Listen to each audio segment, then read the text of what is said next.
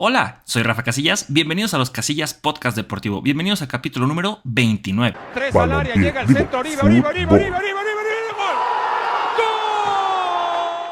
Y sé que hay muchos jugadores que se están despidiendo hoy en día. En los últimos años pues, se nos han ido grandes como Zlatan Ibrahimovic y otros tantos. Pero para no darnos tantas vueltas, vamos a hablar esta vez y muy en particular de Toni Kroos. Sí, es una leyenda del Real Madrid. Sí, es una leyenda también del Barcelona, de Alemania, disculpen ahí, la verdad es que me traicionaron los colores, pero ahorita va mucho relacionado con lo que va de la Eurocopa y sobre todo que fue en Alemania, no lo de Barcelona, sino lo de Alemania y lo de Toni Kroos. Y es que es un jugador que tiene una historia muy interesante porque realmente fue menospreciado por los bávaros, no hay que negar que fue un jugador con muchísimo talento, tanto en los clubes donde jugó en Alemania, pero en el Real Madrid fue donde realmente explotó. Entonces, él es canterano del Bayern Múnich, ahí debutó en el Bayern Múnich 2 en el 2007-2008, sí jugó un par de temporadas en la 2007-2008 y 2008-2009, donde se estuvo intercalando entre el segundo y primer equipo, pero pues donde ya empezó a brillar fue cuando se fue temporada y media con el Bayer Leverkusen. En aquel entonces pues era un equipo pues medianón. Sí, hay que recordar que venía de una muy buena época, sobre todo con Michael Ballack, que llegaron hasta una final de la Champions, que precisamente perdieron contra el Real Madrid. Pero a él le ayudó muchísimo a establecerse, a hacerse de un nombre en Alemania. Llegó a jugar 48 partidos, ya incluyendo Copas y Champions, y llegó a anotar 10 goles y 13 asistencias. Después de eso ya regresa al Bayern Múnich, muchísimo más maduro, con muchísimo más talento, y era pieza fundamental en muchos de los títulos conseguidos, tanto en Bundesliga como en la Champions. Jugó del 2010 al 2014, en total jugó 206 partidos, anotando 24 goles y asistiendo 42 veces. En esa época, por ahí del 2014, es cuando gana el Mundial con Alemania en el Mundial, en la Copa del Mundo de Brasil. Hay que recordar que él fue parte de esa selección que le metió 7 goles a Brasil en la semifinal. Y pues es que era esa pieza fundamental para armar el juego en el medio campo. Un jugador que tenía una gran visión, pero que lastimosamente fue despreciado por el Bayern Múnich. Esta foto, mucho amor ahí en Brasil, pero la realidad es que Mario Götze había sido esa grandísima joya del Borussia Dortmund y un año antes de este mundial, o bueno, en la temporada anterior al mundial, estamos hablando de la 2013-2014, es contratado por el Bayern Múnich y era el último año de contrato de Toni Kroos y fue cuando Toni dijo, oigan, pues yo quiero un contrato más o menos así de millonario como Mario Götze, yo creo que estoy a su nivel, yo creo que también mi aportación al equipo y sobre todo al equipo alemán que acababa de ser campeón del mundo, pues que se note, ¿no? Que van a pagar realmente por un jugador de mi calidad. Y dijo el Bayern Múnich, pues ¿sabes qué? No queremos, de hecho todavía le quedaba un año más todavía, pero dijeron no queremos y para no perder tanto contigo, pues vamos a venderte. Se fue por 25 millones de euros al Real Madrid, fue una ganga, fue una verdadera ganga. Ahí jugó de la 2014-2015 hasta la 2023-2024 y vaya que ganó títulos, ganó ligas, ganó supercopas, ganó Copas del Rey, ganó 5 Champions League. Hay que sumarle a esa sexta que tuvo también con los del Bayern Múnich. 5 Champions League que ganó, dejen rápido les digo, ganó la del 2016 en el Milán, en el 2017 en Cardiff, la del 2018 en Kiev, la del 2022 en París y la del 2024 en Londres, la que puso punto final a su carrera. Él avisó cuando ya estaba terminando esta temporada pues que ya era lo último, que con esto se despedía y no solamente del Real Madrid sino del fútbol profesional pues en general, que solamente le quedaba la Eurocopa y también con la selección alemana vaya que hizo grandes cosas, sobre todo pues el Mundial del 2014 en Brasil donde fue campeón, pero bueno, en el Mundial Sub-17 en el 2007 en Corea del Sur quedó en tercer lugar, después en la Copa del Mundo de Sudáfrica ya había sido considerado, estamos hablando que 3 años después con 20 años, 19 años, llegó a ser tercer lugar y hasta jugó 4 partidos, o sea, venía presionando y venía pegando fuerte. Estuvo en la Eurocopa del 2012 donde llegó a semifinales, en la Eurocopa del 2016 donde llegó a semifinales. Ya después en la Copa del Mundo del 2018 también fue parte de esa selección que perdió 1-0 contra México, gol del Chucky Lozano, donde fueron eliminados en la primera fase. Él venía como uno de los elementos más importantes. Jugó la Eurocopa del 2020, no fue a Qatar, pero regresó para la Eurocopa del 2024 con esa encomienda de hacer algo en casa, lastimosamente, y aunque jugó los 5 partidos, 3 de fase de grupos, octavos y en cuartos de final, quedó eliminado por España. Aparte de que pues, ahí le dio una lesión pesada a Pedri, que él dijo que no fue intencional, que le desea lo mejor, que es un jugadorazo, pero pues así es como cierra su carrera este gran jugador. Creo que con selección, pues ser campeón del mundo es lo máximo, ya no hay vuelta o discusión sobre eso. Podrás ganar la Eurocopa, que también está muy bien, que es algo que le está pasando a Cristiano Ronaldo. Pero si te llevas uno de esos títulos, yo creo que puedes decir, bueno, en selección cumplí. Pero este señor a nivel de clubes y sobre todo con el Real Madrid cumplió a creces.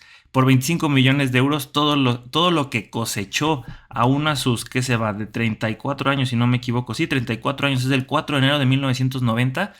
Vaya que conquistó muchísimos títulos y pues a pesar de que, como dije, uno que es culé, pues de todos modos hay que honrar a quien honor merece. Pero hablando de decepciones, ¿qué es lo que está pasando con México? ¿Por qué está esta crisis? Vamos a intentar desmenuzar un poco lo que está viviendo el fútbol mexicano, porque a pesar de que no es el deporte nacional, como lo hemos dicho muchas veces aquí en este podcast, es la charrería, sí es el deporte más popular y la verdad es que sí se lleva por mucho a cualquier otra disciplina que practiquemos aquí en México. Entonces, la última vez que tuvimos una selección realmente competente, que se veía un proyecto serio con jugadores pues que la estaban rompiendo todavía en Europa, que teníamos esa base de europeos con muy buenos jugadores de recambio aquí todavía en la Liga MX, donde todavía no teníamos esa loquera de estar inventando el hilo negro, porque vaya que lo hicimos después del Mundial de Rusia 2018, pues todavía nos ilusionábamos y fue la última vez que llegamos al cuarto partido. Sí, no llegamos al quinto partido, pero nos ilusionamos ganándole a una potencia como Alemania. Otra vez empatamos y perdimos y pues con eso... no, porque también le ganamos a Corea del Sur, sí es cierto, le ganamos a Corea del Sur y perdimos contra Suecia, pero íbamos encaminados para pasar de primero de grupos. Siempre lo decíamos, si pasáramos primero de grupos nos evitaríamos a grandes potencias, tanto así que nos hubiéramos evitado a quien nos eliminó en la ronda de octavos de final. Pero ¿qué pasa después de eso? ¿Qué pasa con esta selección que llega después en Qatar 2022? Es una selección muy parchada, supuestamente con algunos cambios generacionales, pero todavía con muchas vacas sagradas. Estamos hablando concretamente de Memo Ochoa, estamos hablando todavía de que Raúl Jiménez llegó lesionado y que se debió de haber ido, debió de haberse bajado del barco y darle chance a otros, pero es que cuando empezó ese ciclo después de Qatar, después de Rusia 2018, este era el tridente que se esperaba que llegara fuerte y todavía decíamos, todavía tenemos un núcleo, al menos en el ataque, que se ve interesante, un tridente que se ve que va a poderla romper, porque están jugando los tres en Europa. Hay que recordar que el Chucky estaba en el PSV, después en el Napoli, que Raúl Jiménez le estaba rompiendo con el Wolverhampton y que el Tecatito pues estaba en el Porto, después en Sevilla, pero lastimosamente los dos últimos se lesionan y el último de gravedad, a tal grado que no puede llegar a la Copa del Mundo. Raúl Jiménez llega con la cabeza rota y con un nivel bajísimo, pues realmente confirmando que en Copas del Mundo a Raúl Jiménez le va muy mal, porque le estaba haciendo muy bien en selección después de Rusia, y se esperaba que en estos 4 años él la pudiera romper para que llegara mejor a Qatar y por fin se pusiera a anotar goles, algo que no sucedió. Este señor también muy responsable del mal funcionamiento de la selección, porque él sí dijo, vengo a forrarme de dinero, la verdad no me importa lo que pasa en el fútbol mexicano. Después me tengo que enfrentar contra Argentina en fase de grupos, pues soy argentino, les voy a poner un planteamiento muy defensivo porque voy a buscar el empate. Pues claro que así no vas a pasar, papacito. Se empata con Polonia, se pierde con Argentina y aunque ahí medio se intentó hacer algo con Arabia Saudita, pues no fue suficiente. Un fracaso total que ya se venía viendo muchísimo antes de que llegáramos al Mundial, porque realmente este señor no iba a los partidos, no se juntaba con los jugadores, no le hacía caso a selecciones juveniles. El impacto fue tanto que yo creo que se arrastraron hasta las selecciones juveniles y hasta las féminas, a pesar de que el fútbol femenino tiene un proyecto diferente y que va creciendo mucho con la liga local. Pues si la gallina de huevo de oro no está bien, pues no le van a prestar mucha atención a los otros, y tanto fue así pues que nos quedamos sin Juegos Olímpicos en ambas ramas. Entonces es una generación perdida porque es un torneo importante y es algo a los que deberíamos aspirar cada 4 años, considerando de que ahí van a venir las futuras generaciones que van a nutrir a las selecciones mayores. Entonces 2 proyectos que se van a quedar ahí con una ventana algo amplia, perdida. Después tenemos este señor, el señor Bonilla, sí suena como personaje del Chavo del 8, era presidente de la Liga MX. Se les ocurrió, no creo que del todo a él, pero sí a los grandísimos dueños de la Liga MX y de la selección mexicana de fútbol, desaparecer el descenso. Claro que ese es un grandísimo impacto porque no le permites a muchos de los jugadores que están en la división de ascenso, pues ascender. Y hay muchas promesas que están ahí que no la van a armar porque tienen ese tope de que pues si no estás jugando o no estás en las fuerzas básicas o con los equipos filiales de los que están en primera división, pues no te van a voltear a ver porque te van a decir, no tienes el nivel de primera división, no te estás fogueando con los meros. Pues no, porque no me dan oportunidad de subir. Este señor, por los intereses de los dueños de los clubes, pues dijo, ¿saben qué? Pues se desaparece el descenso, al menos hasta 2025. Y realmente es que, bueno, aquí vemos a dos grandes de los culpables que tenemos, pues que son los dueños. Es algo interesantísimo cómo el fútbol mexicano, a pesar de que durante muchos años ha dado muchas alegrías, se ha mantenido en la élite mundial, al menos dentro de los 16 mejores del mundo, pues al final es un negocio. Y estos señores no es que se pongan la camiseta, es me estás comprando y me estás haciendo más millonario. O sea, eso de irse a jugar todos los partidos que se pueda allá en Estados Unidos y doblar las manitas para que lo que el vecino del norte ahorita nos esté pidiendo con Leagues Cup, con Copa Oro, con Copa América, lo que gusten, allá estamos. Entonces estos señores pues es realmente lo que les importa y creo que han sido el mayor mal para tanto para la Liga MX como para la selección nacional. Claro que creo que uno de los mayores culpables pues es el señor Azcárraga. Si tú le vas a la América, qué bueno, no hay ningún tema, tú síguelo apoyando, sigue creyendo que lo que está pasando con el bicampeonato es excelente, que ahorita hablaremos también de eso, pero la realidad es que aquí cuando vino Infantino, sabemos que pues es el Estadio Azteca que pues, el señor es dueño, o dueño entre comillas, pero vamos a decir que es dueño, pues es el de la América, y es la casa oficial de la selección mexicana de fútbol. Pues él fue el único que lo atendió sobre cualquier otro dueño. Él estuvo ahí y dijo, aquí estamos esta parte del mundial que vamos a tener con estas 3 sedes. Y pues sí, es el que manda. Y creo que toda esta novela que se crea alrededor de la Liga MX, pues no se puede replicar a nivel de selecciones porque sí está algo complicado. Tanto así, simplemente pónganse a pensar lo que pasó ahorita en la Copa Oro.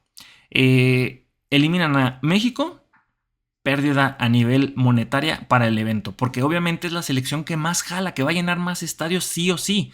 Después, Estados Unidos, también eliminado en fase de grupos, ni siquiera el local, el medio local que es México y el local pasaron de fase de grupos. Después, Brasil eliminada y casi eliminan a Argentina, porque ya Brasil quedó eliminada y ahora Argentina pues es la máxima favorita y es la que esperan que vaya a seguir llenando los estadios, pero la realidad es que el evento ha decaído mucho a raíz de que se fueron las dos selecciones importantes, que son Estados Unidos y México, que son las que más jalan en Estados Unidos, que precisamente por eso se hizo allá el evento. Pero sigamos creyendo que todo está bien. Después tenemos a estos nuevos directivos que pues también es más de lo mismo, que han prometido muchísimas cosas, que después de Qatar dijeron, no hombre, vamos a hacer un cambio tremendo, sí le vamos a meter más a los juveniles, vamos a hablar con los europeos para que nos dejen, que consigan el pasaporte más rápido, vamos a vender más barato. Y nada de eso ha sucedido. No se ha conseguido que el pasaporte comunitario para jugadores sea más rápido, más accesible. No se ha exportado como se debería. Entonces seguimos embarrados en la misma mugre. Entonces es más de lo mismo. Aparte de que muchos de estos ni siquiera estuvieron relacionados en el fútbol. Ahí está Iván Cisniega, grandísimo pentatleta que fue a los Juegos Olímpicos, no recuerdo mal, sí de Barcelona 92. Después el señor acá, Juan Carlos Rodríguez, es un viejo lobo de mar.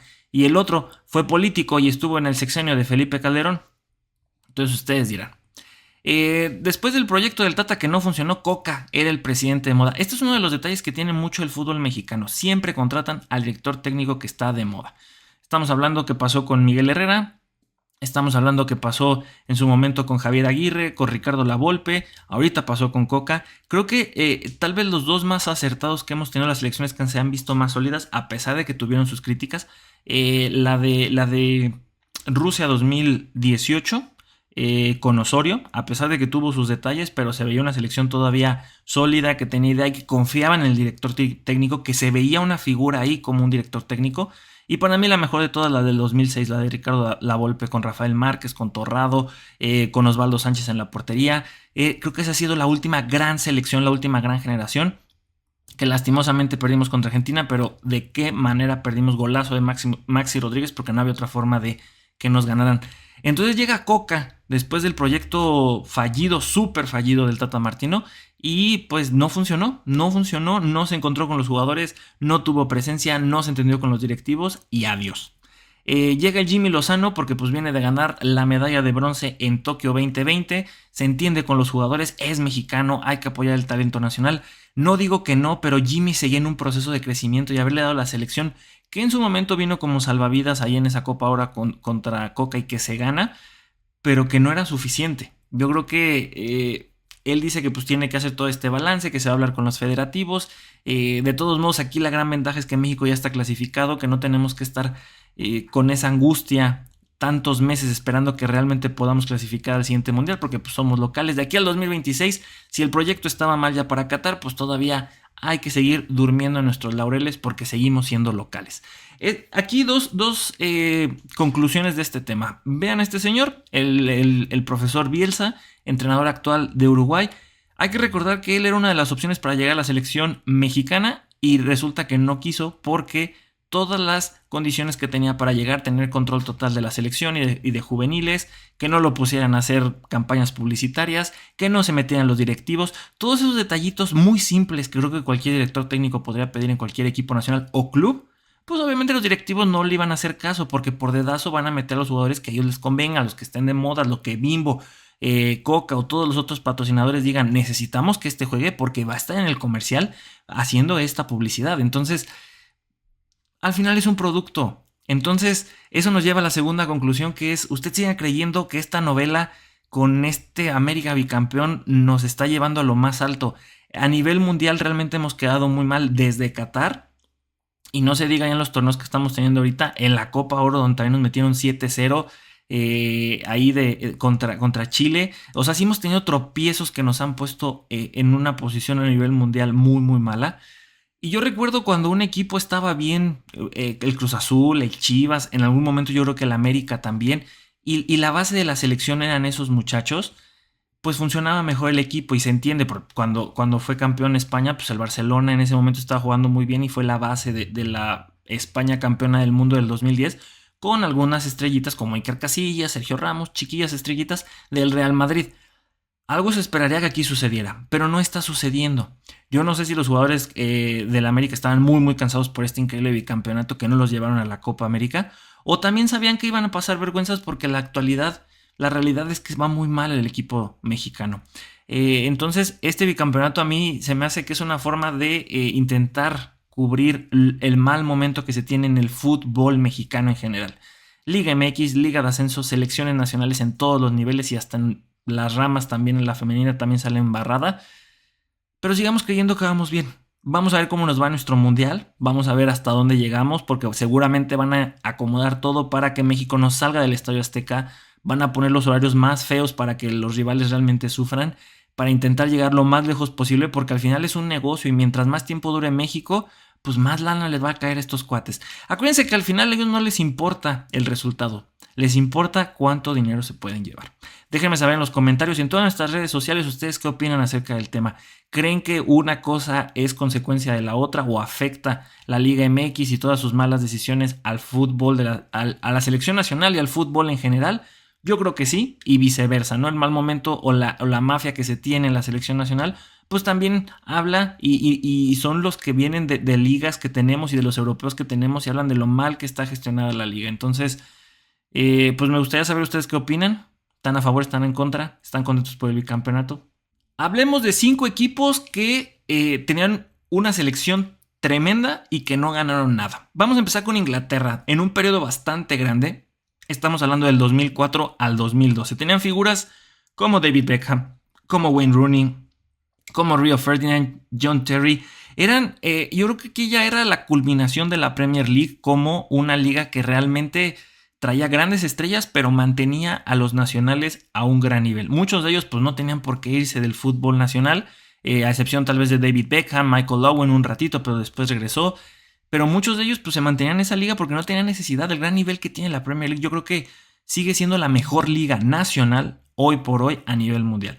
Que ya en Champions es otra cosa y que el Real Madrid pues tiene el ADN de la Champions, pues es diferente, pero la liga de Inglaterra es tremenda. Y esta selección pues no ganó nada y hasta la fecha sigue sin ganar. Yo creo que si Inglaterra no se lleva esta Eurocopa o no hace algo en el próximo Mundial, pues también será una generación como esta con grandísimas figuras como Saka, Harry Kane, Jude Bellingham, y que no están consiguiendo nada. Entonces, esta es la primera de 5. Después tenemos a la selección de Países Bajos, concretamente del periodo que fue la que perdió la final del 2010 y la del 2014, porque sí, pierde una final en el Mundial de Brasil, pero en el 2014, no, en el 2010 pierde la final, perdón, y en el 2014 llegan hasta semifinales, manteniendo un núcleo y una base pues que casi prácticamente repetía. Estaba Robin Van Persie, estaba Snyder, estaba Robben, Rafael Van den Vaart, estaba Cute. Sí, estaban muchos de esos grandes jugadores. Estoy prácticamente hablando de medios y de delanteros, pero fue una selección que al final no pudo cosechar. Países Bajos siempre ha tenido grandes equipos y su único gran título pues es la Eurocopa conseguida con Marco Van Basten, Ruud Gullit, Rijkaard, pero no han vuelto a repetir nada en torneos importantes de selección mayor. Yo tengo que incluir aquí a Argentina y en diferentes periodos, pero creo que uno de los más importantes es esa Argentina donde estaba todavía Messi y que se codió, yo creo que del 2006, donde estaba Cambiaso, donde estaba, después también estuvo Milito, donde estuvo Hernán Crespo, después vino donde estuvo el Pipita Higuaín, donde estuvo el Chiquito Romero. Selecciones que llegaron a la final también del Mundial del 2014 en Brasil y que lo pierden ante Alemania. Que ya después muchos de esos ya no se quedaron y sí llega Messi hasta el Mundial de Qatar 2022 y lo ganan, ya es diferente. Pero ¿cuántos de estos muchachos, de estos jugadores, Mascherano, Lavezzi, muchos de esos que realmente se quedaron ahí perdidos y que no llegaron? No sé si Lavezzi no. Entonces Argentina yo creo que es otro de esos grandes equipos donde también estuvo incluido Messi, que no consiguieron nada hasta ya cosas más para acá. Después tenemos a Colombia, ese Colombia del 2000, fue también del 2014 y del 2018. Hicieron muy bien las cosas en Brasil, llegaron como una gran sorpresa donde tenían a Radamel Falcao, a James Rodríguez, a este Cuadrado, y también en el 2018 todavía en Rusia llegaban pues fuerte, pero pues una selección que al final no cuajó, que tampoco, y digo no cuajó porque no consiguió esos títulos, ¿verdad? No consiguió títulos importantes ni en Copa América ni tampoco en la Copa del Mundo. Después tenemos a la selección dorada, si no me equivoco ya es la última, ¿verdad? De estos 5, claro que sí. La selección dorada yo creo que una de las más recientes, que es Bélgica, con su gran generación, con Hazard, con Courtois, con De Bruyne, y que al final tampoco consiguieron nada. Llegaron como favoritos al Mundial de Rusia, como favoritos al Mundial de Qatar, y no pudieron hacer mucho. Y en las Eurocopas, pues menos. Un gran equipo, y esto es lo triste. En su momento también le pasó a Portugal con Figo, con su selección de oro, y que tampoco consiguieron nada con esa generación de oro. Y a Bélgica, pues no se diga. Lo más interesante de todo esto es que es un país muy chiquito. Si lo comparamos tal vez en población con México, con Estados Unidos, pues es una cositita, y pudieron conseguir una grandísima selección, que muchos de ellos pues son de papás migrantes, o también que es una doble nacionalidad, pues es otra cosa. Pero al final lograron juntarlos y hacer estos super equipazos. Bueno, sí, porque fueron en varias generaciones y fueron varios jugadores, pero que al final pues no funcionó. Si no tienes estos títulos, pues sí serás recordado por los más conocedores del fútbol tal vez, pero no serás recordado por todos. Oh, Blake Griffin! Basketball. Razzle dazzle! Oh, next level! Kevin Durant! ¿Cuándo fue la última vez que cada equipo se llevó el pick número 1 de la selección del draft? En este 2024, los Atlanta Hawks se llevaron a Richard, es que es francés, pero no sé cómo se pronuncia todavía así. En su momento me costó con Víctor Wembanyama, pero bueno. La última vez que se llevó Atlanta Hawks pues fue en este draft, que parece que ha sido uno de los más malitos, según muchos expertos. Vamos a ver qué sorpresa nos da esta generación. Después tenemos en el 2023 a los San Antonio Spurs con Víctor Wembanyama, que fue rookie del año, quedó en la tercia de mejores jugadores defensivos, estuvo en el primer equipo de defensivos. O sea, este señor con sus 2.24, este francés, la verdad que la está rompiendo y la va a seguir rompiendo mientras no se lesiona, o si se lesiona, qué tan pronto puede regresar de esos achaques. En el 2022, el Magic de Orlando con Paolo Banchero, que ya representó a Estados Unidos también en el Mundial FIBA, que no les fue nada bien, y que también se llevó el Rookie del Año y que está haciendo muy bien las cosas. Yo creo que también fue una muy buena selección y que al menos durante unos muy buenos años el Orlando va a tener ahí una pieza, un pilar importante con el cual puedan formar un equipo. Después, aquel Detroit Pistons que recordamos que le hacía bullying a Michael Jordan, pues la última vez que consiguió un pick número 1 fue en el 2021 con Kate Cunningham, y que también lo hizo muy bien. Yo creo que también este fue un muy buen pick, es un muy buen armador o escolta. Entonces también van, no voy a decir que van por buen camino, porque vaya que han tenido récords negativos muy muy malos y Kate no puede hacer todo. Hay que recordar que al final esto es un deporte de equipo. Lo mismo le pasó a Víctor Wembanyama, a pesar de sus grandes números individuales, pues es un deporte de conjunto y nomás no ganaban. En el 2020, Anthony Edwards, de los Timberwolves de Minnesota, en el draft de la pandemia. Este es un pick que ya se consolidó, que ya llegó hasta las finales de conferencia de la NBA, que perdieron contra Dallas, pero ahí está. Y vaya que atléticamente, tiro, defensivamente, este señor tiene de todo. Le falta un poco esa parte de que bajarle la mentalidad y no ser tan arrogante, porque cuando se cae, se está pegando fuerte. En el 2019 fueron los Pelícanos de Nueva Orleans con Zion Williamson. Un pick que llamó mucho la atención por el torote que es este señor, y si se descuida se pone bien gordo. En cuanto se jubile, yo creo que sí le va a entrar muy, muy duro a la pizza y a la hamburger. Pero las lesiones lo han matado. La verdad es que ese peso para todo lo que hace este señor, claro que van a empezar a fallarle las articulaciones. Todavía es una incógnita si podrá llegar o no a lo que se espera de acuerdo al potencial que tenía ahí previsto. Pero al menos pues, tiene un muy buen contrato con Jordan, y también ya tiene el contrato millonario con los Pelícanos. Entonces el futuro de este señor, sea como sea, está asegurado. Después, en el 2018, DeAndre Ayton con los Phoenix Suns de Bahamas. Un poste también que se veía interesante, pero no hay que olvidar que este fue el draft donde seleccionaron a Luka Doncic, y se nota una diferencia abismal. Ya no están con los Phoenix Suns, a pesar de que llegaron también a unas finales de la NBA, pero al final pues no se acomodó. En el 2017, los 76ers con Markelle Fultz, un botadorcito que prometía hacer algo ahí como parte del proceso con los de Filadelfia. Al final la NBA le quedó muy grande, mentalmente lo acabó. Ahorita está con Orlando, si todavía no me equivoco, o si no ha cambiado, pero pues no, más bien funciona desde la banca como suplente, pero como titular, pues, y menos con todos los reflectores que tenía ahí con Joel Embiid, con Ben Simmons, no funcionó.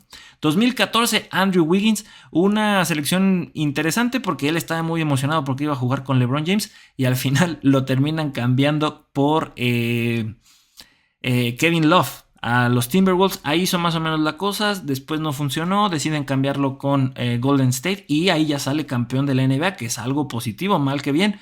Tal vez no como el protagonista que se esperaba, pero sí fue importante. Claro que fue importante. John Wall en el 2010 con los Wizards de Washington. Un botador también importante, que al menos en lo individual hizo grandes cosas, pero volvemos a lo mismo. Esto es un deporte de conjunto y no cuajó. En el 2009, Blake Griffin con los Clippers de Los Ángeles. Era una super selección. Vaya que la rompió. Es la selección donde estuvo Stephen Curry. Pero este señor en su momento la vino rompiendo. No era tan espectacular en los tiros, pero sí en las clavadas, y tenía un físico tremendísimo que pues lastimosamente eso se empieza a acabar, mientras que el tiro y el colmillo que sigue teniendo Stephen Curry pues se mantiene a tal grado que está todavía ahorita concentrado con la selección de Estados Unidos para los Juegos Olímpicos de París. 2008, otra promesa que se esfumó por las lesiones con los Bulls de Chicago, Derrick Rose, una selección que realmente emocionó a propios extraños. Se veía tal vez el resurgir de los Chicago Bulls con este muchacho. Cuando estuvo en su momento prime sin lesiones era abismal, tanto así que fue MVP, pero al final esas lesiones lo acabaron. Sigue siendo un gran líder, muchísima experiencia, mucho talento, pero siempre cuidándolo porque es de cristal. 2007, Greg Oden. Tal vez aquí lo importante sería decir que la otra selección fue Kevin Durant con los Sonics de Seattle, y pues los Blazers se habrán de arrepentir. 2006, Andrea Bargnani. Sí, bueno, este señor con los Toronto Raptors hizo ahí unos números interesantes, al menos lo intentó, pero pues tampoco pasó sin pena ni gloria. Andrew Bogut del 2005, si no me equivoco, este sí fue campeón con los Warriors de Golden State. En ese momento fue seleccionado por Milwaukee en el 2005. 2002, Yao Ming, con los Rockets Houston. Este señor vino a ponerle un estate quieto a Shaquille O'Neal, vino a revolucionar un poquito ahí la liga de los hombres grandes, pero también las lesiones por su tremenda altura pues le afectaron un poquito. Kenyon Martin del 2000 con los Brooklyn Nets, usted lo recordará, si no, pues tampoco pasa nada.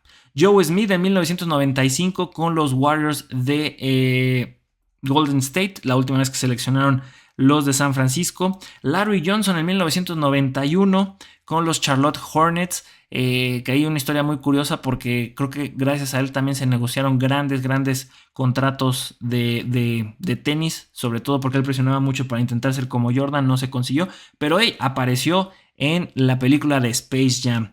Purvis Ellison para los Sacramento Kings en 1989. Patrick Ewing, otro que también salió en Space Jam, en 1985 para los New York Knicks. Después tenemos a los Lakers. La última vez que tuvo una selección número 1 fue con James Worthy en 1982. 1981 Mark Aguirre para los Dallas Mavericks, así es. Ya estamos hasta los 80s. Y en 1950 con los Boston Celtics, Charlie Sher. La última vez que Boston tuvo una selección número 1 es el que ya llovió. La última vez que tuvieron los Atlanta Hawks una selección número 1 antes de esta del 2024 fue en 1975, donde draftearon a David Thompson. Y los equipos que nunca han tenido un pick número 1 son los Pacers, Utah Jazz, Miami Heat, OKC, el Thunder, los Memphis Grizzlies y Denver Nuggets.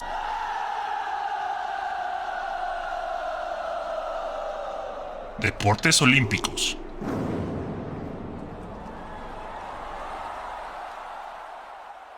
Se cumplen 100 años de París 1924. Si yo digo por ahí 2024, usted acuérdese que estoy hablando de estos Juegos Olímpicos, ya los del centenario. Y a la semana pasada la cuenta oficial de los Juegos Olímpicos pues quiso platicar un poquito acerca de lo que se vivió en aquel entonces hace 100 años, cuando se citaron a 3.257 atletas de 45 países para competir en 23 deportes diferentes. La Villa Olímpica aquí fue en 1924 donde se innovó esta idea. Fue la primera vez que se construyó una Villa Olímpica para el hospedaje de las delegaciones. Si pueden ver en esa imagen, pues parecen como un poquito como campos de concentración. Son cabañas ahí medio interesantes que seguramente ahí cerraban esas puertas para en las noches no dejar salir a los tremendos atletas. Pero era el primer concepto. Esto era la primera vez que querían mantener a todos los atletas y el cuerpo técnico, entrenadores, doctores, si es que llevaban, en un mismo lugar para de ahí poderlos mover más fácilmente a las diferentes localidades donde se estaban desarrollando los eventos. Esto por temas de logística, y vaya que ha funcionado. Realmente tienes más control de tantos atletas, y vaya que muchos de ellos hoy en día pues ya son superestrellas también. No se trata de tenerlos en tantos hoteles como pasó en los Juegos Centroamericanos de Veracruz, pero sí tenerlos en un solo lugar, salvo en algunos deportes, como por ejemplo en el caso del surf, que va a ser allá en Oceanía. Pues bueno, va a ser algo interesante en estos Juegos Olímpicos del 2024, así estoy hablando de esta edición. Después tenemos que fue la primera vez que se estrenó el eslogan de Citius, Altius y Fortus, que significa, y viene del latín, más rápido, más alto, más fuerte. Este pin está muy padre, y fíjense, desde 1924 Coca-Cola ya estaba ahí metido. Ya también estaba ahí lo que acabamos de ver, la imagen de la Villa Olímpica, era de esgrima, porque ahí tenían a dos esgrimistas en la parte de arriba sobre la bandera de Francia. Me imagino que un símbolo ahí medio cristiano o referente a algo que tengan ahí que ver con París. Y pues esas fueron las Olimpiadas, las octavas Olimpiadas apenas, y ahora ya cuántas llevamos, hasta dónde hemos llegado. Hablemos un poquito del deporte latinoamericano, porque Argentina fue no fue el primer, sino fue el país de habla hispana más destacado en ganar 6 medallas. Tuvieron el oro en polo, después tuvieron 3 platas y 2 bronces. Los otros que también llegaron a participar, antes de llegar, los otros que participaron, Uruguay también fue destacado porque se convirtió en el primer equipo de América Latina en ganar el oro en fútbol, además de darle vida a la tradicional vuelta olímpica. Después de haber ganado, pues se dieron esta vueltecita por la pista y agradecer a todos los que habían asistido. Algo muy curioso sobre estas medallas olímpicas, como en aquel entonces todavía no había un mundial de la FIFA, pues los uruguayos dicen que estas 2 medallas olímpicas que consiguieron en aquellos entonces cuentan como campeonatos olímpicos. Si tú le preguntas a un uruguayo cuántas copas del mundo tienen, ellos te van a decir 4, a pesar de que oficiales de FIFA son 2. Y antes de pasar a los otros que también compitieron de parte de equipos de habla hispana, de delegaciones, pues estuvo Chile, Cuba, Ecuador, México y España. Fueron los otros que también participaron en esta edición. Y ahora sí, un poquito de Hollywood. Este señor Johnny Wells Mueller participó en París 1924, Ya había participado creo que en 2 Juegos Olímpicos anteriores y vaya que ganaba muchísimas medallas. Fue parte del equipo de waterpolo, pero también participaba en pruebas de natación y ganó muchísimas medallas. Y es recordado porque estuvo en Hollywood, interpretó a Tarzán en aquella emblemática película ya allá en algunos ayeres, claro que sí. Y ahora solamente nos queda esperar pues ya unos días, estamos a menos de 20 días de que llegue los Juegos Olímpicos de París 2024, así 2024, donde la fiesta será, simplemente vamos a comenzar con una inauguración totalmente diferente ahí sobre el río, pasando por algunos de los lugares más emblemáticos, claro que sí, también por la Torre Eiffel, y vamos a ver qué nos deparan en esta edición de los Juegos Olímpicos. París promete mucho. Hay que recordar que los Juegos Olímpicos siempre trae un poquito de desgracia después de que terminan los eventos porque se pierden mucha de la inversión que se tiene en los países. No se diga Tokio, vaya que tuvo que soportar un trancazo con la pandemia, porque se esperan que sea un poquito de retorno con pues la visita de la gente que va, ¿no? De los asistentes, con los souvenirs, con la venta de los boletos y todo lo que llevan los negocios locales alrededor de la ciudad sede. París ahora sí lo va a tener nuevamente. Hay que recordar que este fue el ciclo olímpico más corto que ha existido. No ha sido el más largo, porque el más largo pues fueron durante las guerras. Pero pues este fue muy corto porque los Juegos Olímpicos de Tokio del 2020 fueron en el 2021 por el tema de la pandemia. Estaban por casi cancelarse, pero al final se consiguieron hacer con sus respectivas medidas. Y solamente tuvimos 3 años entre ese y esta nueva edición. ¿Qué tan emocionados están? Porque ya falta nada para que comience. Hay que recordar que son del 26 de julio hasta la primera semana de agosto. Fórmula 1. Y para finalizar vamos a platicar sobre el Gran Premio de Gran Bretaña. Les digo que los pósters de Visa Cash App Racing Bulls son tremendos. Todavía ni siquiera comenzaba la carrera, estaban en la vuelta de formación y Pierre Gasly le dijeron, ¿sabes qué? Retáchate para los pits porque encontramos una falla en el coche. De todos modos, el francés ya traía una situación ahí medio complicada porque traía 50 lugares de penalización porque había cambiado muchísimas piezas del motor. Entonces dijeron, ¿sabes qué? No tenemos por qué arriesgarnos. El otro que también se despidió a pesar de que había hecho la pole position en su casa fue George Russell. Todo este tema de la variable del clima, pues vaya que le afectó. Parece que ahí tuvo una fuga en su sistema de refrigeración. Y aunque seguía peleando ahí por intentar aunque sea entrar al podio, pues al final dijeron, ¿sabes qué? Retira el coche, bye. Al final cuando llega a los pits traía los ojos llenos de lágrima. Claro que da coraje. Lo de Checo Pérez es una verdadera tristeza y como dice Christian Horner, esto se está convirtiendo en una situación insostenible. Si no suma puntos, si no está ayudando a Max Verstappen a pelear contra los Ferrari, contra los McLaren y contra los Mercedes, es difícil que a pesar de la extensión del contrato puedan hacer algo por él. Esto no solamente ya es un tema del coche, esto no solamente es un tema del equipo, también tiene mucho que ver la conducción del piloto y claro que durante la Q1 en el sábado de clasificación muchos pilotos se fueron porque todavía estaba la pista húmeda y los neumáticos eran lisos, pero Checo Pérez fue el único que se quedó atorado y bye. Se fue eliminado en la primera clasificación y pues decidieron mejor cambiar la unidad de potencia, salió desde los pits, empezó a remontar ya durante la carrera, pero una mala estrategia y un mal pronóstico del tiempo al momento de poner los intermedios pues le arruinaron toda la carrera. Todos los que venía persiguiendo, iba atrás de Magnussen, después Ocon también lo rebasa, al final fue un desastre y Checo Pérez lo dice, realmente la estrategia nos vino a partir en dos todo lo que teníamos, porque de hecho Kevin Magnussen quedó en la posición número 12, creo que Checo Pérez tenía muchas chances de haberle quitado a Yuki Tsunoda el 10º lugar, a Albon el 9º lugar, a Fernando Alonso todavía haberle peleado, haber sumado unos puntitos, que se notara la máquina que tiene y el piloto que es, pero ahora sí la estrategia no le funcionó para nada. Al otro que también le echaron a perder el fin de semana fue a Charles Leclerc porque él estaba en el top 10 y también quisieron jugarle al vivo y decir, ¿sabes qué? Vamos a poner los intermedios. Hacen eso, no llueve como se espera, se acaban las llantas de los intermedios y pues ya de nada sirvió. Y el tiempo que habían supuestamente ellos intentado ahorrarse, pues se duplicó, triplicó y de nada sirvió. Ahora sí, entrando a los puntos, Yuki Tsunoda rescata el último puntito desde la 10ª posición. Muy bien por Racing Bulls, muy bien por el Nippon.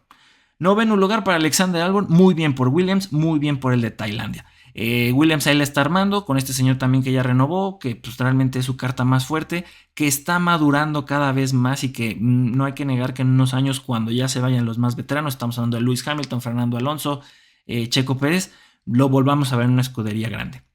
Ahora sí, hablando del Nano, queda en 8º lugar. Aston Martin suma por partida doble con el Nano primero en 8º lugar y en 7º con el hijo del dueño, Lance Stroll, que renovó otra vez por quién sabe cuántos años. Esto es vitalicio y con este resultado hasta que el señor quiera. La verdad es que puede tener una muy buena carrera y puede tener 5 muy malas y de todos modos es el mejor piloto para su papi. Entonces está muy bien. Nico Hülkenberg, sexto lugar. Sorprende lo que está haciendo Haas y más con Nico. Se está despidiendo en lo grande con el equipo de Estados Unidos y más ahora que se va a ir con Audi, con un equipo alemán. Que Kick Sauber sigue perdido, pero con este señor y con lo que está demostrando, se vienen buenas cosas. Esperemos que sí, mientras le sigan dando una buena máquina, que al menos con Haas se está viendo muchísimo mejor. Le ganó a los Aston Martin, le ganó a un Ferrari, le ganó a un Red Bull, entonces, y suma desde la sexta posición que le da 8 puntos. 11 puntitos desde el quinto lugar para el otro Ferrari, para Carlos Sainz. Es el otro lado de la moneda. No estuvo mucho en la disputa por el podio, pero al menos lo intentó. Creo que hasta el momento esta ha sido la mejor carrera. Y ahora vamos a entrar con los 5 protagonistas. Oscar Piastri, que también fue uno de los 5 que dominó este gran premio en algún momento, porque fueron los 5 que nos vamos a mencionar ahorita. Bueno, los 4 que vamos a mencionar ahorita, más George Russell. Pero a Piastri lo sacrificaron en un momento para dejar entrar primero los pits a Norris en el momento en que la lluvia ya venía fuerte, y pues esa vuelta le echó a perder prácticamente todo lo que había remado contra corriente para pelear con los punteros y lo echó hasta atrás. Después ahí se peleó otra vez con Carlos Sainz, lo logra rebasar y no puede hacer nada más que quedar en cuarto. El sacrificio al final pues da frutos de alguna forma, porque Lando Norris se queda con el tercer lugar, suma 15 puntos más los 12 de Piastri, son 27 puntos muy importantes para la naranja papaya.